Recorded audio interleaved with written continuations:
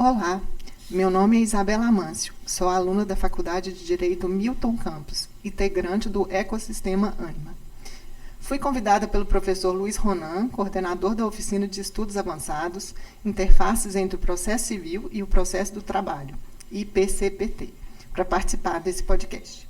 Aceitei o convite, claro, com muita honra, e hoje estou aqui com a Marcela Pereira de Araújo para um bate-papo. Boa tarde, Marcela. Muito obrigada por estar aqui hoje com a gente.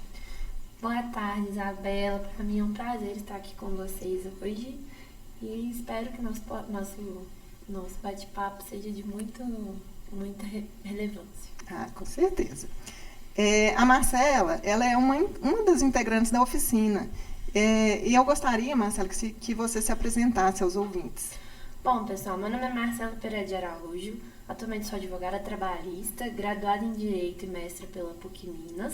Faço parte do grupo de estudos CPT da Milton Campos e também faço parte da Comissão de Direitos Sociais e Direitos Trabalhistas da OAB em Minas Gerais. Legal.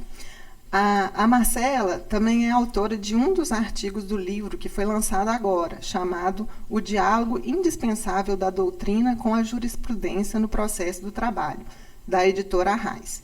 O livro, que é resultado dos estudos da oficina, traz um diálogo entre a doutrina e a jurisprudência no processo do trabalho. A maioria dos textos traz julgados dos tribunais regionais do trabalho, do Tribunal Superior do Trabalho e até mesmo do Supremo Tribunal Federal, e faz uma análise jurídica em relação aos entendimentos doutrinários dos principais temas abordados no acordo. O texto da Marcela está no capítulo 25 do livro, e tem como título a responsabilidade subsidiária da administração pública na terceirização trabalhista, ônus da prova do ente público ou do empregado terceirizado. Marcela, então vamos agora para o seu artigo. Inicialmente, você pode me falar rapidamente sobre o julgado que deu base para o seu artigo? Bom, um julgamento que eu utilizei no meu artigo, ele é um julgamento da primeira turma do TRT, aqui da terceira região, na qual foi mantida a responsabilidade subsidiária da Petrobras, que é uma empresa pública, e que ela, ao terceirizar a prestação de serviço pela empresa Celta Serviços Industriais Limitada, não fez prova nos autos de que fiscalizou o cumprimento das obrigações por parte da empresa terceirizada, a empresa a qual ela contratou para prestação de serviços.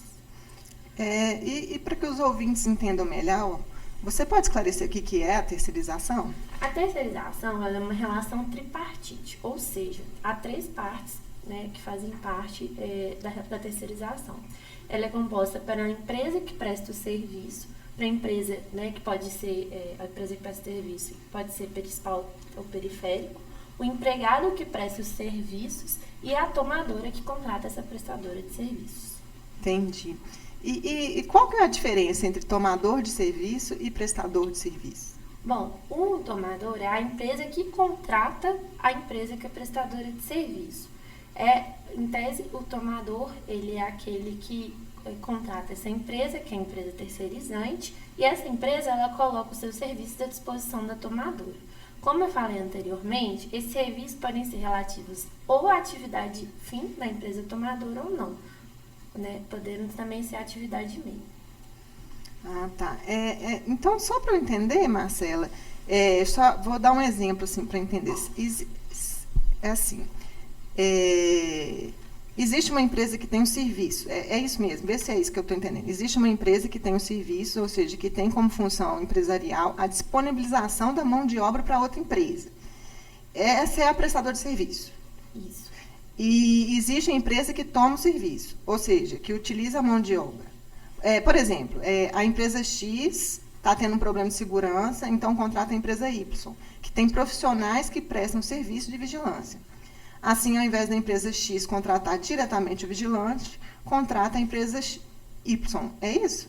Exatamente. E o pagamento, como é que funciona? Bom, a empresa que efetua o pagamento nessa relação é a empresa prestadora de serviço.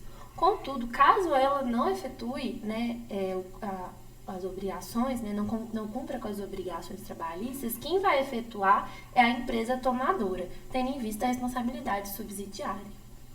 Tá. Então, na terceirização, o empregador do profissional é a prestadora de serviço, certo? Exatamente. É a empresa que de fato contrata o empregado para lhe prestar serviço. Até porque o contrato da empresa tomadora é direto com a prestadora e não com o empregado que ele está prestando serviços. Então, quando a prestadora de serviço não paga o funcionário... Não, melhor, deixa eu te fazer uma outra pergunta.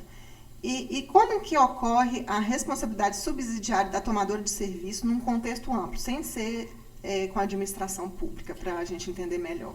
Na verdade, a tomadora de serviço ela vai ser responsável subsidiariamente pelas obrigações trabalhistas que não forem adimplidas pelo empregador, que é a prestadora de serviço.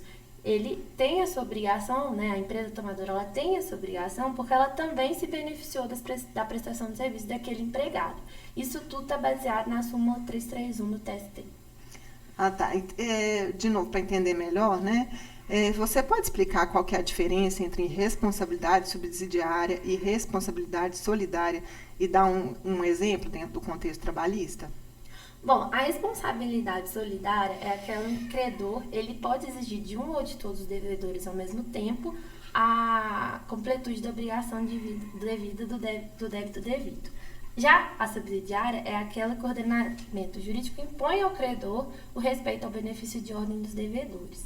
A gente pode falar da responsabilidade solidária, por exemplo, no caso dos grupos econômicos, quando várias empresas se juntam e formando um grupo econômico, o empregado trabalha para todas elas. No fim, ele acaba já que no fim pertencem todas ao mesmo grupo, ele vai poder cobrar, né, as obrigações trabalhistas de cada uma delas, de qualquer uma delas. Entendi. Assim, num contexto amplo, deixa eu te perguntar se é isso mesmo que eu entendi. A responsabilidade solidária, quer dizer, subsidiária, é como no caso do fiador, quando ele não abre mão do benefício de ordem, certo? Porque, em regra, o fiador responde só quando o devedor principal não responde, não é isso? Exatamente. Tá. Eu tenho uma outra pergunta sobre o seu artigo. Achei interessante, né, ver como é que a redação da súmula 331 do TST mudou ao longo do tempo. Você pode falar sobre isso em relação à responsabilidade da administração pública, o que toca cada uma das versões da súmula 331? Então, anteriormente, a responsabilidade da administração pública, né, anteriormente ao julgamento da ADC 16 do STF, havia uma dúvida se a responsabilidade da administração pública seria automática ou não. E aí, contudo, com o julgamento dessa ADC, entendeu-se que a administração pública deveria comprovar que fiscalizou os serviços contratados para se desincumbir do seu ônus. Anteriormente, a súmula 331, né, anteriormente a ADC, ela não previa essa questão da fiscalização. Com a ADC, foi incluído um item 4 ou 5, e nele está escrito exatamente que para que a administração pública ela tenha que ser responsabilizada, é necessária a comprovação de que ela fiscalizou, né, a prestação de serviço contratado. Então, a administração pública só será responsabilizada no caso de omissão, certo? Exatamente. Nesse caso, então, a responsabilidade é subjetiva, né? Tem que ter uma conduta omissiva. A administração pública, a omissão dela poderá ser em culpa, né? A culpa dela poderá ser em elegendo ou em vigilando. Ou seja, em elegendo, na verdade, ela teve culpa na hora de escolher a empresa que de fato vai prestar o serviço. Em vigilando, porque ela pode ter fiscalizado mal ou não fiscalizado aquela empresa na hora na hora da prestação de serviço. Entendi. Eu vi também que houve divergência em relação à responsabilidade da administração pública, né? Acho legal colocar isso para os ouvintes, porque fala um pouco sobre quais as 3 correntes de responsabilização da administração pública que você apresentou e quais são seus embasamentos. Bom, antigamente, né, antes desse julgamento da ADC número 16, havia 3 correntes que falavam sobre a responsabilidade da administração pública. Uma era baseada no artigo 71 da Lei de Licitação, que dizia, né, que se entendia que não haveria nenhum tipo de responsabilidade por parte da administração pública. Havia o entendimento de que ela teria essa responsabilidade subsidiária caso ela deixasse de pagar, né, caso a empresa contratada deixasse de quitar as verbas. E havia uma terceira corrente que se entendia que para que a administração pública pagasse qualquer que fosse as obrigações, né, que aquela empresa prestadora não cumpriu, ela teria que ser incluída já na ação, né? Teria que ter um litisconsórcio ali passivo do Estado, né, da administração pública com essa empresa. No fim, então, é preciso ter a prova que a administração pública fiscalizou ou que não fiscalizou, certo? Exatamente. Após o julgamento da DC, né, número 16 que eu falei, se entendeu que para que haja essa responsabilidade subsidiária da administração pública, especificamente, ela tem que comprovar que fiscalizou os serviços da empresa contratada. Entendi. Em relação a isso, eu acho que é importante colocar aqui, né, para os ouvintes, sobre o ônus da prova. Fala um pouco sobre, que você colocou no seu texto, sobre a alteração feita pela reforma trabalhista e o princípio da aptidão para a prova. Então, nós temos dois tipos de ônus da prova, dinâmico e estático. O que a gente vê normalmente é o seguinte: a pessoa que, né, o reclamante, se ele afirma que a empresa ela descumpriu alguma coisa, ele tem que provar. Ou seja, aquela pessoa que afirma que tem que provar. Esse é o ônus estático. Isso, inclusive, está no artigo 818 da CLT. Só que a gente também tem esse ônus dinâmico. Ou seja, a prova vai ser demonstrada pelo aquele que tiver melhor forma de comprová-la, né? Esse é o ônus dinâmico da prova. Entendi. Então, pelo que eu entendi, ainda não foi decidido, digamos, oficialmente, ou melhor, pelo STF, de quem é o ônus da prova. Se é da administração pública ou do empregado terceirizado. Conflito que está em análise no STF, né? Sobre isto, do que trata o tema 1118? O tema 1118 do STF, ele trata exatamente para quem caberia esse ônus de comprovar que a administração pública fiscalizou ou não a prestação de serviço daquela empresa. Se ao próprio empregado, né, que é o terceirizado, ou se é a administração pública. Se a gente for se basear no próprio entendimento do TST, no entendimento dominante do TST, a gente pode perceber que lá eles utilizaram exatamente esse princípio da aptidão da prova, ou seja, o ônus dinâmico. Ou seja, seria da administração pública a comprovação dessa fiscalização, exatamente porque ela é obrigada a fiscalizar. Então, ela teria mais prova, mais documentos de que ela, de fato, fiscalizou ou não. Entendi. E é bem mais difícil também, né, para o empregador provar isso, né? Exatamente. O que acontece é que para o empregado seria como se fosse uma prova diabólica, né? O ônus seria muito maior, né, do que a própria prova. Legal, é muito interessante esse tema. Fala assim, para os ouvintes, por que você achou interessante falar sobre esse tema, né? O que te chamou para falar sobre esse tema? Eu sempre gostei de falar sobre a terceirização desde que eu estava na graduação. Inclusive, quando eu escrevi meu TCC na graduação, ele foi sobre a responsabilidade subsidiária exatamente da administração pública. A gente não tinha o julgamento dessa ADC número 16, e acaba que o tema 1118 da STF é como se fosse uma continuação desse tema. Então, por isso que eu achei interessante trazer ele para o livro. Entendi, ele é bem interessante mesmo.